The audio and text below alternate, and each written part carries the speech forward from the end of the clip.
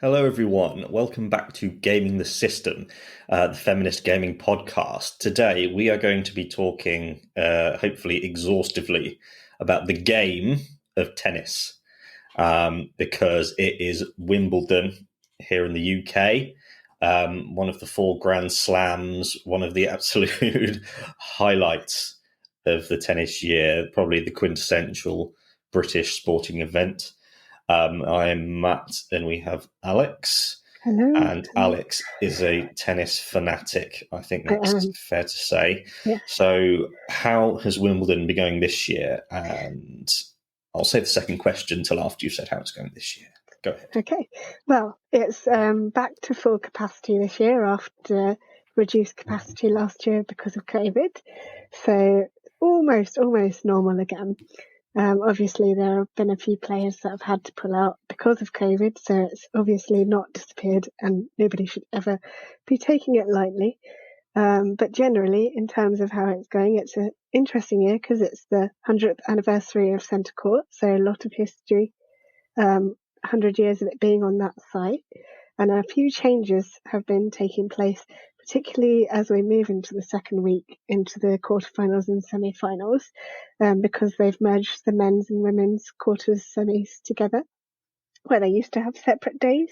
So today, for example, as a Tuesday, would have originally, or last year, been the ladies' semis day, quarters day, sorry. But in fact, today it is half of the men's quarters and half of the women's, which is, I think, good in one way because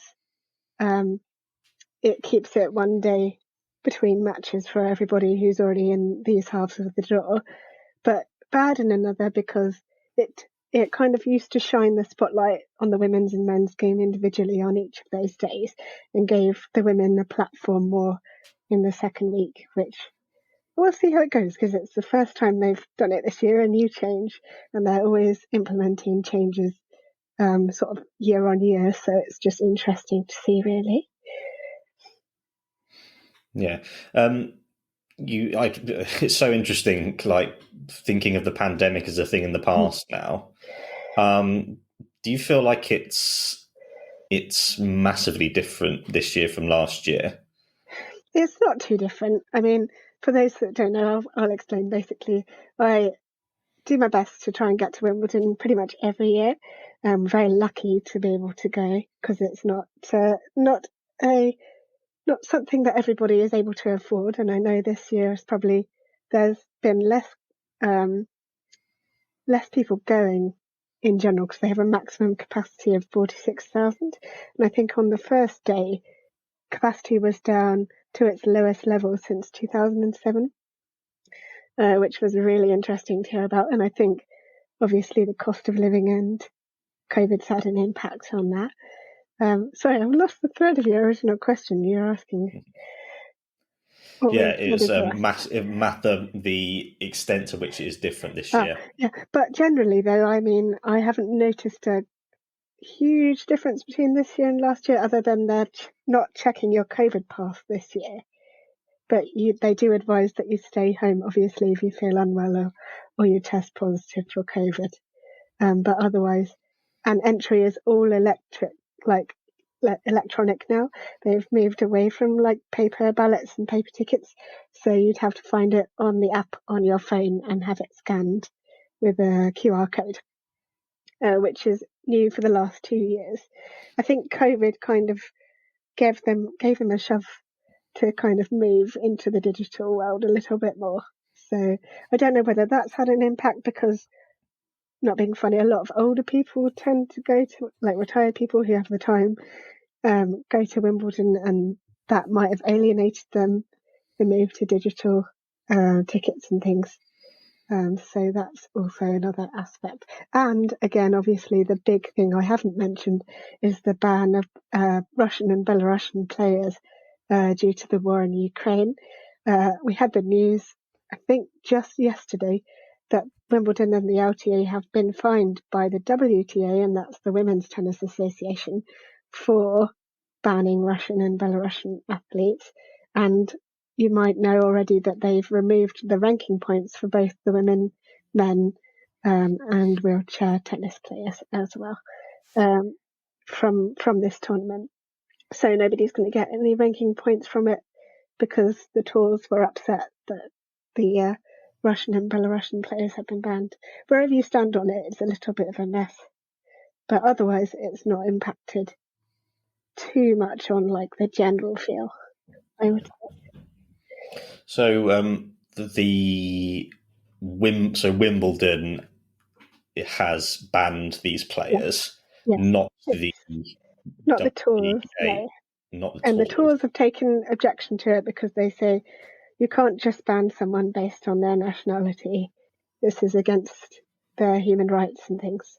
So there's two sides. And obviously, Wimbledon say they're following the lead or the advice given to them from the British government to kind of stop Russia's global influence, and Putin using Russian victory to kind of big up Russia's profile in the world and all that sort of things, because he's apparently very into sport.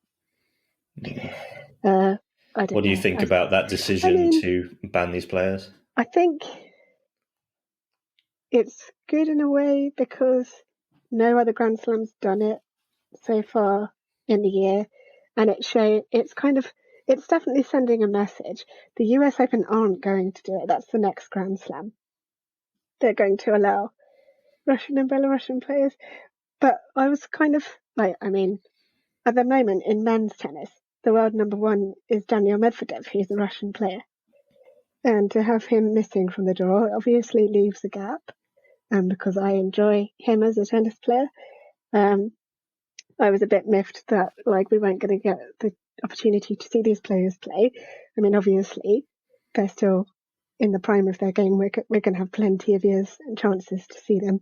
And I think in some ways it's probably, I don't really know enough about global politics and the war in Ukraine to have a nuanced view on it. But I feel like given the pressures and the advice and everything that Wimbledon said it was a tough choice for them to make. But I feel like in some ways it's good that they've kind of stood up and said it's not okay that that this war is happening, and this is what we're going to say about it. So I think that's kind of where I land on it. But yeah, it's difficult to be nuanced about it. I think it is a tricky thing because South Africa was blacklisted from a lot of sports during the apartheid years, and it's one of those things where, in theory, it makes sense, but only if you implement it with the same standard everywhere. Yeah. But that doesn't happen because of, like you say, global politics. Yeah. There are countries like Saudi Arabia and Israel that you could easily point to and take the position they are engaged in, Israel in apartheid and Saudi Arabia in war crimes against Yemen. And you think those on the extreme end. You could also say you could boycott Britain because of the Metropolitan Police being completely infested with corruption and violence. You could also say America for their brutality against black people and the atrocities that the immigration control, ICE, do. So you can either, I think it is a bit bullshit, really, and also penalising players. The players it is tricky. Yeah. It is tricky, and I think I don't know what the answer is, but global peace, that's the answer. Yes, it is. Yes. But yes, anyone that says sports and politics don't mix is mistaken, I would say. And it's never not political. So it's always really interesting to see it unfold, especially also with COVID as well. You know that Novak was obviously deported from Australia for not being vaccinated For being against a prick. COVID, and he's been allowed to play at the French Open and Wimbledon, but the US, as things stand, aren't going to let him even in the country. And as things stand, he's not allowed back into Australia because of the deportation. So at the moment, his last Grand Slam this year is this one, Wimbledon. So I don't know what's going to happen. But an interesting year for the Netflix documentary to be filmed and made. Certainly that was started in January this year. So that's another aspect that's new to tennis, is the docudrama they've started. They've cashed in on that. I'll have to talk about the Wimbledon film. Yes. Have you seen that? Yes, I have many times. Yes. Yeah, I it's know. quite a jolly film. It's an interesting one, isn't it? Yeah. Yeah. I think the politics is always a feminist issue because it's never talked about the gendered nature of war. So have female Russian players been banned as well? Well, that's interesting as well, because one of the quarterfinalists, I think her name is Elena. Let me just check. Where did she go? Check my drawers. Yes, Elena Rybakina. She switched nationality. She was born in Moscow. She switched nationality to Kazakhstan 4 years ago. So, to be honest, I don't think there's a problem. But some people are saying because she was born in Moscow, there's a problem there with her being Russian born. I mean, she's chosen to represent Kazakhstan 4 years ago. So in my book, that's not a problem. But some people are having issues with it. And also because women and children are dragged into war by men. Mm. It's always men who decide who when a war starts. And also, I think the people making a fuss about the nationalities of players, because it was one thing with South Africa, they didn't. I think it was the cricket that no teams went there to play. That was a thing. Banning individual athletes smacks of like virtue signaling, saying we really care, so we're going to do this small thing to a small group of people rather than, say, lobbying the government to actually make a difference in the war. Because the people in Ukraine don't care if tennis players are playing. They care that governments will be supporting them.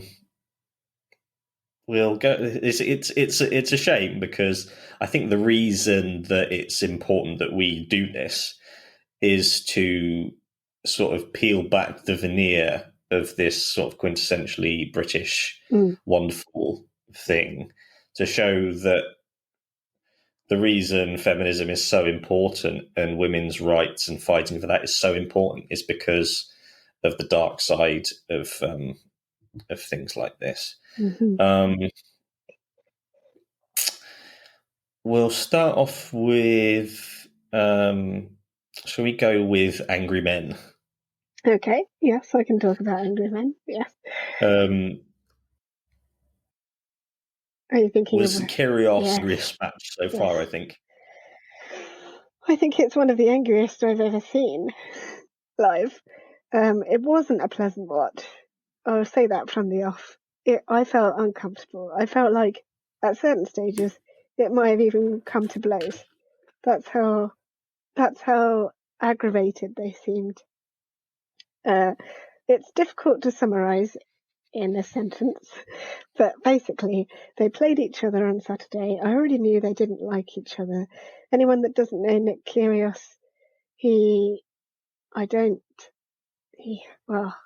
how to explain Nick Kyrgios? My opinion of him after that match has only increased my belief that he uses negative, or at least putting people down and being negative to others who are just trying to do their job and just causing a ruckus to disrupt his opponent, to his advantage. Basically, it's a dirty tactic, I think. But I mean, I might be overly opinionated, I don't know. But basically, there's all sorts of things he'll do. He'll make it a circus. And he's also, I feel like, very much a victim in his own head. Like, if something goes wrong with his game, it's everyone else's fault but his fault. And he won't ever own up to doing anything wrong. He said as much in his press conference. He just doesn't take responsibility for his actions, and he's rude and threatening to the umpire and the Lions people and the Bull kids and even the crowd. He even spat at the crowd earlier in the tournament as well. I think apparently someone called him, I mean, I don't know if this is true or not, but apparently someone called him a black sheep, which he took offence to, obviously being mixed race. But you don't spit at people either. So, and the match, it was farcical almost, the amount that was going on between the actual tennis being played. Like, if it wasn't one thing, it was another. They were shouting at the umpire, talking down a line judge for going to the umpire and saying about Nick swearing between points, because of course anyone can go up to the umpire and report a breach of the player's code violations. So you've got swearing, hitting balls out of court, hitting the grass, breaking a racket, and just generally like other types of disruptive behaviour or code violations. And he was just he was even threatening the umpire at one stage. And I think too little weight is given to the amount of verbal abuse that was going on from Nick. And it was just all brushed from the carpet. Oh, well, it's entertaining. Is it? Is it really though? If you're in an office job and you were talking like that to the people you were supposed to be working with, you'd be straight out the door. You know, I just don't really understand it. I mean, and a lot of people say it's entertaining, but I just think it's nasty. And then, of course, Tsitsipas got pulled into the trap that Kyrgios had laid for him and reacted to all of this and started hitting balls deliberately at Nick.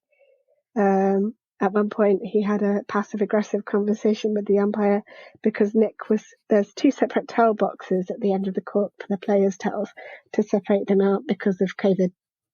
So there's like a purple box and a green box. And I think Kyrgios had the green box, but he was putting his towels in Tsitsipas's box just to piss him off. And Tsitsipas came up to the umpire and said, the gentleman has too many towels. Like he was using the gentleman in a really passive-aggressive way. And he was like, can you remind me which box is my box, the purple one? And he was saying all that sort of stuff. Then he nearly got defaulted himself for hitting a ball into the crowd in anger after losing a game within the match. For those that don't know the tennis scoring system, it goes games, sets and matches, 6 games to a set, and then 3 out of 5 wins you the match in sets. Haven't explained that particularly well, but you can Google it. But yeah, it was just a complete circus, the whole match. And then when we were all waiting for the handshake at net, because that's always a bit of a tempestuous affair, and the camera cuts away from it, doesn't even show it. We were all very distraught at that point. But the real drama and the real toxic masculinity, I would call it, certainly came out in the press conferences, and I can read those excerpts to you. I have it here on my tennis podcast Twitter. Give them a look into if you're ever into tennis and listening to podcasts. So Tsitsipas comes off the court after losing, comes more or less straight into press, and calls Kyrgios out, and he says, "This needs to stop. It's not okay." He says that Nick plays, it's constant bullying from his side of the net. I don't like bullying. It's not acceptable in any way. So he was saying that whenever Tsitsipas hit a poor shot, Kyrgios was just yelling back at him, good shot, and things. And he said about Kyrgios, he was probably a bully in school too. I don't bullies. He has some qualities, but he has a very evil side too.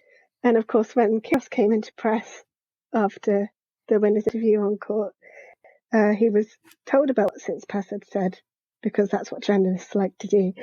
And he said, I'm not sure how I bullied him. He was the one hitting balls at me. He was the one that hit a spectator. He didn't actually hit anybody. He was the one that smacked it out of the stadium. I didn't do anything.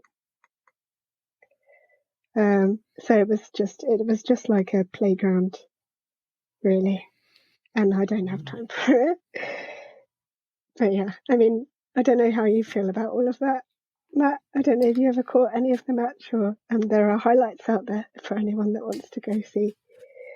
But I went through a roller coaster of emotions and reactions to everything you said. Then I was carried along with it, like it was like a blow by blow of it. My perspective on Kyrgios has been that he's a bit like than say Muhammad Ali. He knew that if he behaved a certain way off out of the ring, it made people hate him, so they'd be more interested to come along. So that's like wrestling. And so in wrestling, you've got the wrestler who knows the deal, and there's like a con artist, and your goal is to make the audience hate you so that they want to see you get hurt. And so it seems like Kyrgios starts off going, Tsitsipas can't control himself, and I'm going to just provoke him. And then, but that would work on Federer or Nadal. They just relax and go, this child is trying to stress me out and make me lose my cool. You say that, but Nadal actually lost to Kyrgios a couple of years ago now. It was not one of my favourite memories. It was a horrible match, and he just has this way of getting under players' skin when he's in the mood to do that, and then so happens to bring along some excellent tennis, obviously, because why wouldn't he? And just storms away with matches and completely wins them. And then, like other years, he just won't even show up, and he'll tank matches because he'll say, "Oh, tennis is boring. I don't like it." It's just very odd. I feel like Nick, as a person, is probably very insecure. And he often contradicts himself in press conferences where he'll say, "Oh no, I'm better than I was, I'm maturing," that kind of thing. And then he'll say, because at the end of his last match, he changed his cap and his shoes to a red cap and shoes, and he knows he's going to get fined for that because you have to wear all white even after you've won a match, and he changed them on court. And he said, "Oh well, I know it gets attention in the press." So I just can't make him out, really. But I don't think that's necessarily how you should be going about conducting yourself in what is essentially, if we think of tennis as a job, it's a public facing role. You've got people watching you, people looking up to you as a role model, potentially. And if you start treating people the way that he does and essentially saying that he's above the rules, then what message is that sending to people watching? I don't know. Yeah, I did a couple of years ago. I was just out on the street and I saw a guy hit his girlfriend, and I called the police and went and just stood there with them until the police arrived, and realised I intervened in a case, but I was completely improvising, and it's dangerous. Because it was an angry, provingly violent person. And so I spent a long time after that looking for intervention training, to think, well, what am I supposed to do? What's the what's like it's sort of like being a hostage negotiator. And I found the guy who does intervention training all over the world, and I assumed he was going to teach us how to deal with those situations. But this comes to your point of the example that it's setting. These guys are in their mid-20s and they're behaving this way. Intervention is actually about intervening with education at all the points along someone's life. So clearly they see someone like McEnroe and go, oh, that's an example that no one stopped. Whereas it's the same with boys will be boys. The first time a boy says, oh, you throw like a girl, and then that carries on and snowballs, you're supposed to intervene at that point and say, oh, why do you say that? Do you think girls can't throw? And to make them think then. So it just shows that boys will be boys attitude just permeates all the way through. And I think that is Tsitsipas the one that was accused of domestic abuse? No, that's Alexander Zverev.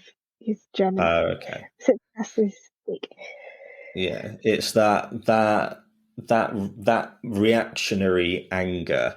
I think that because that's a sign of immaturity, and that because if you just get that angry at someone, that's unacceptable. But they clearly haven't been educated that way. There's a podcast called Crime and Sports that have 300 episodes, and it's all about athletes being above the rules because they make money. They're like a raw resource. They're like an oil well. And the reason they get away with it because this is the best point ever. There are silver-haired, middle-aged white men making money off of these players. Yeah, very much and so. Yeah. Another point I forgot to mention in the press conference, once Kyrgios had heard everything that Tsitsipas had said, and obviously reflected on the way he behaved in the match, he said he actually called Tsitsipas soft, which I didn't like at all either. Say that again? He actually called Tsitsipas soft for kind of saying that he was a bully and saying that he shouldn't be behaving that way and that he should be behaving with respect. He said it was soft of him to say that, which I didn't like at all. Because again, that's a similar thing. It's like, oh, well, he's not being strong enough. He has to just accept it and move on. That's essentially what Kyrgios was saying. Paraphrasing there, but giving the impression that it's negative to expect a certain level of respect and good behaviour in a match and calling it soft is just not on. That's really interesting. Because that's just another sign of the like, oh, if you saying someone's soft is like saying you can't hack it. Yep. You can't hack it. You need to man up. Exactly. But this is such an because it's between two players behaving unacceptably, like bullying children on the playground. So neither of them are victims. They're both complicit. And I think so. Like my impression of Kyrgios at the start, there's a sort of a romanticization of male aggression and male violence that we're taught to think, oh, McEnroe was just really into it and really passionate, and Djokovic is really passionate, and these two are in a really a battle of the wills. When it's the truth of it is always it's boys will be boys their entire life. I mean, McEnroe can look back on himself and say that he was a twat, basically. Yeah, I can't remember the exact phrase he used, but he knows that behaviour now. He can look back and say it wasn't on. And I don't know if Kyrgios can say that at the moment. And a few other players. There's plenty of other players that behave in different ways that aren't acceptable. But at the time, I think there was a lot of negative press around McEnroe, like he was just nicknamed the brat, and things, and a lot of people just really didn't like him at all. I mean, I wasn't alive then, so I don't know, but yeah, I would assume it's a similar sort of atmosphere to now. Only McEnroe actually achieved and won Grand Slams and became number one, and Kyrgios has not done that yet. So. We hope you enjoyed that episode of Gaming the System. If you want to support us, you can donate to us through our PayPal by sending it to wearegamingthesystem@gmail.com if you want to send us a one-off donation. If you want to donate to us monthly, you can subscribe to our Patreon at patreon.com/gamingthesystem. Until next time, bye-bye.